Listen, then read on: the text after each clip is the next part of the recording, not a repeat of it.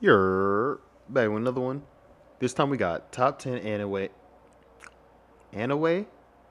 top 10 anime where a main character is lazy as hell, but is smartass slash super strong slash badass. These titles be crazy. By Anime Sensei. If y'all like their videos, sub to their channel. Let's get into it. What's up guys, welcome to my channel. To start things off, I have an anime rap channel called Sensei Beats. I've posted a few anime raps there and I'll continue to post more and more. You should check it out, your support and feedback would be much appreciated. Anime raps? I was not Secondly, expecting that there's from my him. Discord server. If you want to join an active otaku community where there are regular anime quizzes and stuff like that, you should consider joining it. The links to both the channel and the server will be down in the description box down below. Anyways, let's get to the video. So he's smart. He's a smartass and super strong and badass, or he's So, as one you of can the see three. from the title, today we're going to be talking about top 10 anime where the main character's lazy as hell, but smart, super strong, or badass. And also, just so you know, there are some lesser known anime on this list too, so you can look forward to finding something you haven't watched yet. No Wolves Bomb. Scott Brooks is no longer the coach for the Wizards. Unfortunate. And first off, we have Juni Tyson. Is there even a This main anime character? to features Juni the Tyson? zodiac signs. It goes like this. After every 12 years, highly skilled, notorious mercenaries gather around to participate in a legendary zodiac tournament. As you can expect, each warrior bears the name and qualities of any one of the 12 animals of the zodiac signs. This tournament is more about their pride than it is about anything else. So it goes without saying that they would fight with their lives on the line until only one fighter is remaining. Now, based on all this, anyone can tell that the strength of this anime is not the plot, because if that were the case, then the outcome would already be defined, and, well, that wouldn't really work. Rather, the strength of this anime are the characters. That's right, in this anime there are 12 different main characters. Now, which one of them is lazy as hell, yet smartass and badass? Well, you'll have to find out about that yourself. I don't even know Juni Tyson should be, because they don't even have a main character. Like, every episode there's a new main character. It's just about the whole cast.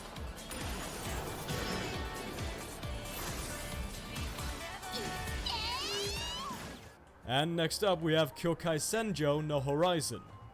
This is one of the anime where the humans get fed up with our dear planet Earth and leave it to somewhere else in the outer space. But the outer space plays the Uno reverse card, and just like that, they have to return to Earth, only to find out that it's inhabitable. However, there's one country where people can still live. You probably guessed what country that is. Oh, it's not Wakanda, it's Japan. Always so, Japan. to fit the entire population There was no into even Japan, need to pocket question dimensions it. are created. But in the year 1413 of the Testament era, the other nations begin to conspire against the original inhabitants of Japan, and in the end, they have to leave. After a few years, let's say about 2 centuries, the people of Japan now live on a ship called Musashi. But then, it becomes obvious that something's fishy going on in the Testament Union. The main character, Toyari, decides to take advantage of the situation and attempts to regain his former homeland together with his classmates.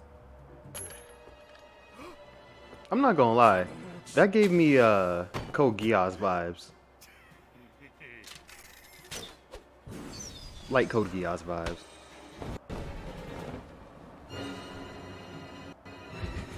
Alright, I was not expecting a whole ass Next up, tiger. we have Shirokara Hajimeru Mahao no Sho. I might This have to anime watch takes- this just for that big ass tiger as the main character. I'm not gonna lie. Place in a world where humans and witches both exist, but they aren't at very good terms with each other. That's why they're almost always at war with each other. Furthermore, there are beast fallen, humans who have the strength and looks of certain animals. As for raw sheer strength goes, beast fallen are feared by both humans and witches alike. That's why many beast fallen end up making a living through hunting witches. Now, let's talk about the main characters. One of them is a girl named Siro.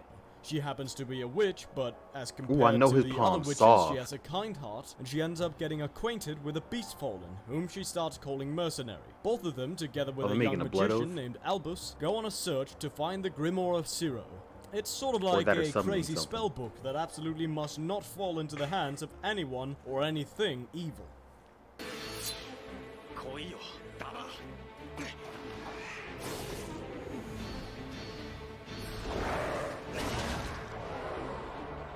That was a cool concept, though. I'm not gonna lie. That was a cool concept. Like they're And up two next against we the have world. Hitsugi no Chaika.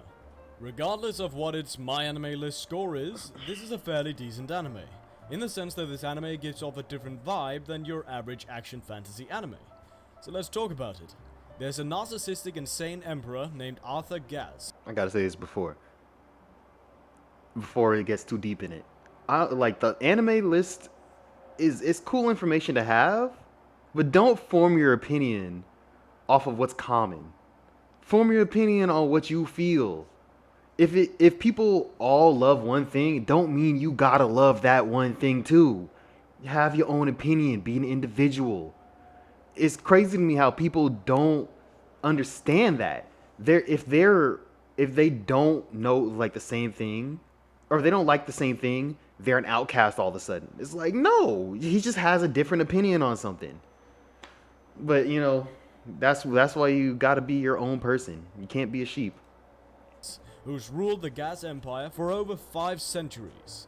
He's well Now known you for can use other conducting people's. insane experiments on his You own. can use other people's opinion to help to justify your opinion. Yeah, sure. That's supporting an argument. But if it's they don't like it, cool. As that they don't like it. Don't mean shit if 90% of the world likes it.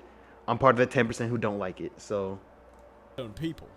But then, 5 years before the story of this anime, he gets his butt kicked in the battle for the capital. The ones who defeated him are 8 mighty heroes. They put an end to his reign, as well as the 300-year-long war that had been going on between the Gaz Empire and the Alliance of 6 Nations. Now then, in the present day, the world is a whole lot more peaceful than it ever was. The main character, named Toru Akira, is a bit disappointed with all of this because he cannot find a job where he can put his fighting skills to good use. But since this is an anime, the opportunity comes to him right away. He comes across a white-haired girl who's been searching all over the place to find the remains of her dead father, so that she can give him a proper burial. Toru and his sister join her, and just like that, our main trio comes together. Also, you can probably guess who this dead father is. I would not be able to guess. This looks colorful and enjoyable.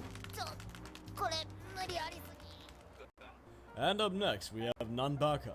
Tired of watching all those excessive and predictable action anime? Try this one instead, an anime that shouldn't, or rather, cannot be taken seriously. This one is also an action anime, but the story takes place in the world's most formidable prison.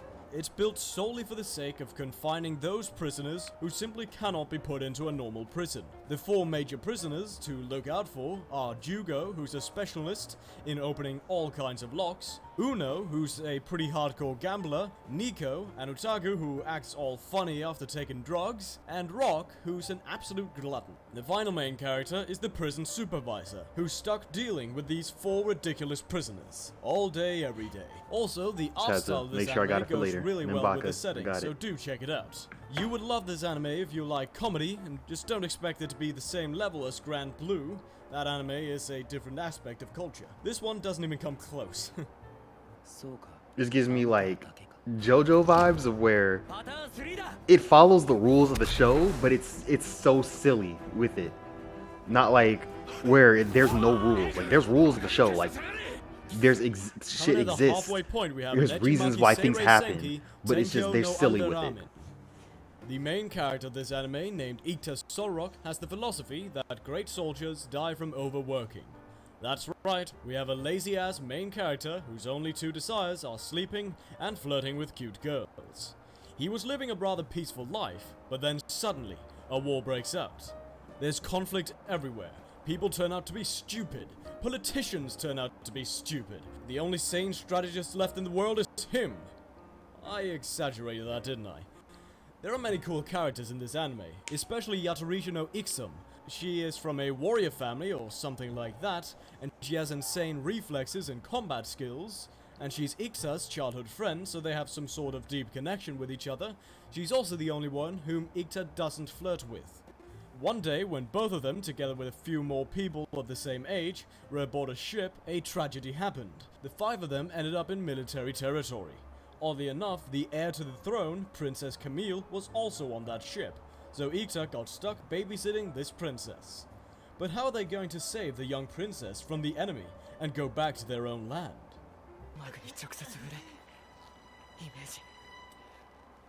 Oh, that seemed kind of interesting. I'm not gonna lie.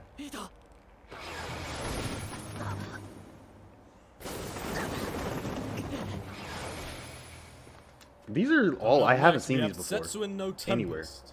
Alright, so a teenager named Yoshino Takigawa is secretly dating his best friend Mashiro's younger sister. Seriously, Yoshino, if you like her, at least don't keep it from your best friend. However, she suddenly dies, or rather gets killed, and Mashiro leaves to find the person who killed his beloved sister. Meanwhile, Yoshino continues his everyday life. Just like that, a month passes without any word from Mashiro. And then, Yoshino gets confronted by a strange girl who reeks of the desire to kill. Mashiro appears just at the right time to save his best friend. Who reeks of the desire to kill?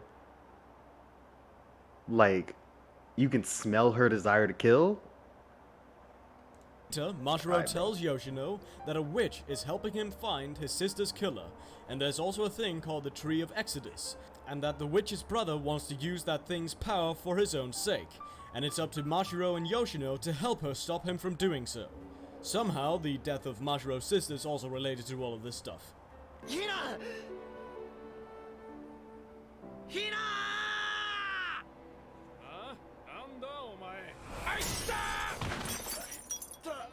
I was not expecting that.